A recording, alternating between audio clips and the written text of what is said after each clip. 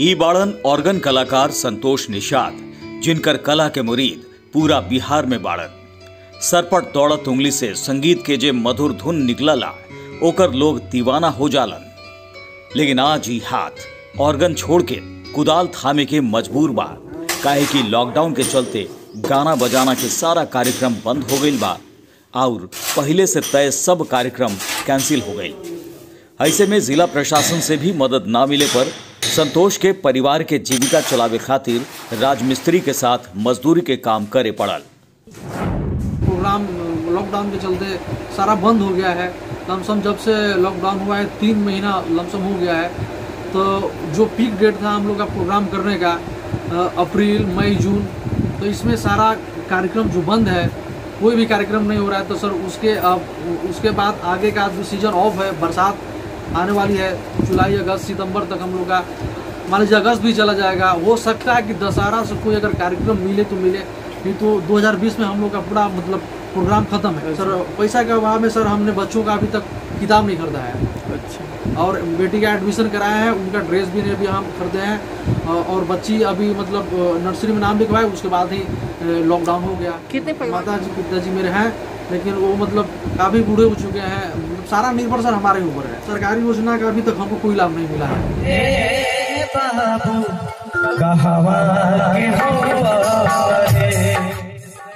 संतोष वाराणसी और Patna radio station पर कार्यक्रम में ऑर्गन के प्रस्तुति देले बाड़न। साथ ही भोजपुरी के निरुण गायक भरत शर्मा के साथ भी प्रस्तुति दे चुकल बाड़न। जिला प्रशासन की तरफ से उनका 2 बार बेस्ट ऑर्गन प्लेयर के अवार्ड भी मिल चुकल बा। लेकिन आज लॉकडाउन के चलते काम बंद बा, जैसे घर के जमा पूंजी भी खत्म होवे के बाद उनका मजदूरी करे पर मजबूर होवे पड़ल। जब बंद भला तबे से कुल भल बटे घर बैठा बना कुछ नहीं के मिला तो कौन सी अपन नहीं तरफ मजदूरी सब कह के अपन खाता नहीं। परिवार वालों के कहनाम बा कि ऐसा दिन कभियो ना देखे के मिलल रहे।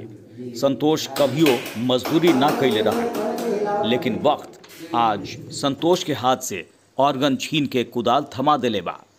ना तो जिला प्रशासन आज तक आवास योजना के लाभ दिला पाइल, ना ही राशन कार्ड बन पाइल और मोदी जी द्वारा जनधन खाता में भेजल पैसा से भी थोड़े दिन काम चलल। ओकरा बाद संतोष के मजबूरी में मजदूरी करे पड़ल।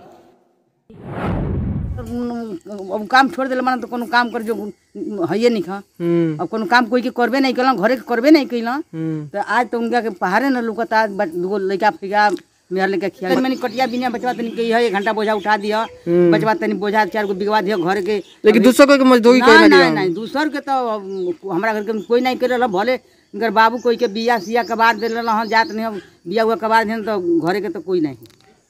लॉकडाउन के चलते मैंने कमाई धमाई नहीं होता है, के चलते मैंने कुछ अथू गिल बा, तकलीफ बा कि खाना पीना के चाहे परिवार के 2 लड़का लड़की के मैंने कैसे जियल जी खाइल जी।